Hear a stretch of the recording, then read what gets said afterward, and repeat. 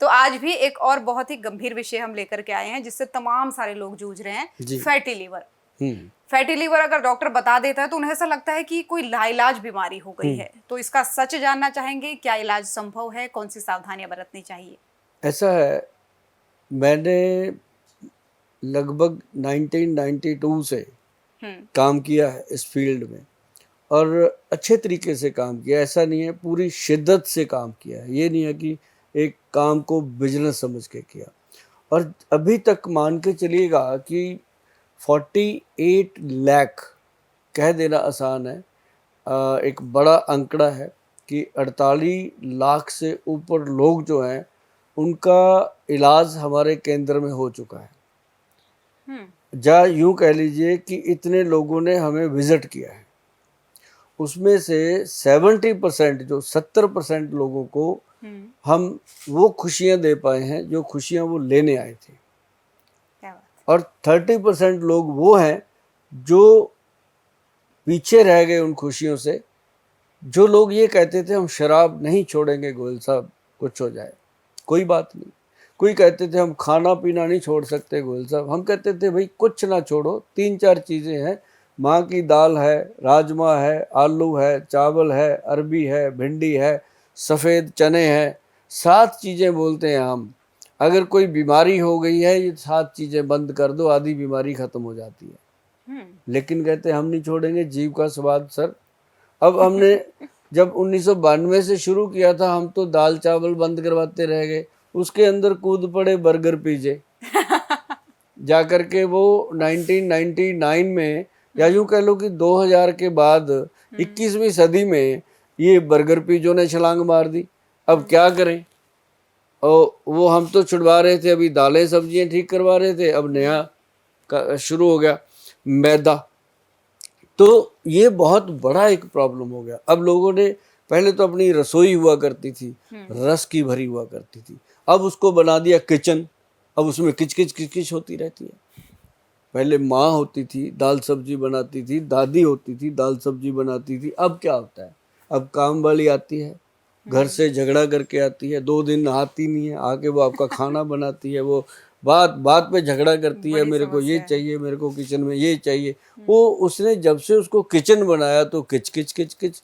अब बाबू खाना नहीं खा रहा, बीवी दफ्तर को जा रही है। इतने पंगे हो गए हैं लाइफ के कि इंसान ने अपनी ज़िंदगी को ऐसे बना लिया कि उसको ये लगता है कि मैं ही पैदा हुआ हूँ, बाकी तो दुनिया ऐसे ही है।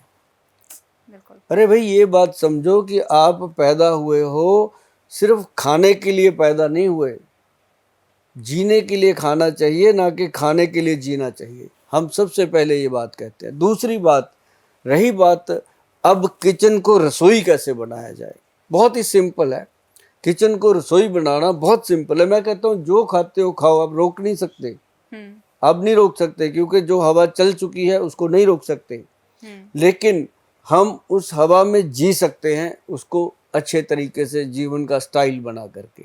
जैसे फ्रिज के अंदर आप जैसे कोल्ड ड्रिंक रखते हो, जैसे फ्रिज के अंदर अलग अलग फ्लेवर के ड्रिंक रखते हो, उसकी जगह पे आप साथ में थोड़ा सा लस्सी रख लो, दही की लस्सी रख लो। दिन में 1 आध बार जब आप दही की लस्सी पीते हो उसके अंदर थोड़ी सी हल्दी मिला लो। अरे भाई साहब, आप जितना मर्जी अनाप शनाप खा लो, अगर दही की लस्सी बनाते हो उसमें थोड़ी सी हल्दी मिलाते हो और उसके अंदर गुड़ या शक्कर मिलाते हो, चीनी नहीं मिलाना। ये 2-3 चीज़ें, एक बात हमारी मान लो, 99 बातें अपनी कर लो, तब भी आप जीवन को अच्छा जी लोगे। क्योंकि हल्दी जो है वो एंटीबायोटिक का काम करती है, और उसमें काली मिर्च का पाउडर मिला लो तो वो एंटीसेप्टिक का काम करता है। अगर कहीं उसके अंदर हींग मिला दो तो पेन किलर का काम करता है। मतलब ये छोटी छोटी चीज़ें हैं, लोग करते नहीं है। अगर मैं आप लोगों को एक बात बता देता हूँ, अगर सुभाष गोयल की आप कोई भी बात मान लोगे, मैं कहता हूँ मैंने अगर आपके फ़ायदे की बात करी वो तो मान ही लो, अगर आपको लगता है ये मेरे फ़ायदे की बात भी नहीं करी गोयल साहब ने, तब भी मान लो उसका, तब भी कोई ना कोई फ़ायदा होगा। क्योंकि ये 30+ 3-4 दशक का एक्सपीरियंस है जो मैं बात करता हूँ आप लोगों के साथ। ये ऐसे बातें नहीं करता हवा से उठा के, ये ग्रंथों में लिखी हुई बातें करता हूँ कि हल्दी, हींग और काली मिर्च का जो मिश्रण है वो पेन किलर छुड़वा देता है। सौंफ, जीरा और अजवाइन, इसका पाउडर बना लो, अपने तवे पे रोस्ट करके, इसको गरम करके रोस्ट कर लो, रोस्ट करके इसका पाउडर बनाओ। एवरी मील जो भी खाना खाते हो उसके बाद इसकी एक चुटकी भर खा लो आप, आधा चम्मच खा लो आप, आपका वेट मैनेज होगा, आपका वज़न अपने आप कम होता जाएगा, सेट होता जाएगा। और दूसरी बात, आपकी गट हेल्थ जो है, आपके पेट की जो पाचन क्रिया है वो ठीक होती जाएगी। छोटी छोटी बातें हैं। अब बात करते हैं लीवर की। आपने बात करी थी लीवर की। अब लीवर का बेस तो बनाना था ना कि कहाँ से खराब हो रहा है। अब लोग पूछते हैं हमारा कैसे खराब हो गया, हम तो ऐसा कुछ खाते नहीं। भाई जो खाते हो वही तो खराब है। अभी आप देखिए खाना खाते हैं, मान लो गरम गरम खाना है, ठीक है, और गरम गरम चपाती, गरम गरम दाल सब्जी खाई, मुंह में गरम गरम खा रहे हैं, बॉडी के टेम्परेचर के मुताबिक ले रहे हैं, साथ ही उठा के खीरा ढूंस लेते हैं, ठंडा ठंडा खीरा। अब गरम में ठंडा डालोगे तो खाने में तो मजा आता है, लेकिन अंदर तो हमारे ऑर्गन है ना, उनको तो नहीं पता कि ये धर्मेंद्र है, ये यतेंद्र है, इसको खीरा अच्छा लगता है। उसको तो ये पता है कि मैं लीवर हूँ, चाहे वो किसी का भी है। तो खाने में जब हम कुछ गलत मिलाएंगे तो वो चीज़ आपको हमेशा याद रखना कि नुकसान करेगी। अगर आप गरम के साथ ठंडा लोगे, ठंडे के साथ गरम लोगे, आपका खीरा खाने का मन है, आपका सैलड खाने का मन है, आप खाइए, कौन मना करता है। एक प्लेट खीरा बनाइए, काटिए उसको, और खाना खाने से 15-20 मिनट पहले उसको खाइए।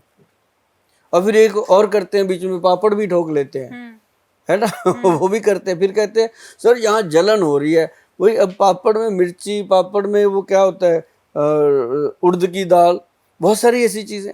लेकिन उन चीज़ों को खाने का एक अलग अलग सिस्टम है कि भाई जैसे हम मेहमान आते हैं या होटल में जाओ किसी में, वो क्या करते हैं, पहले सैलड रख जाएंगे कि आदमी सैलड खा ले।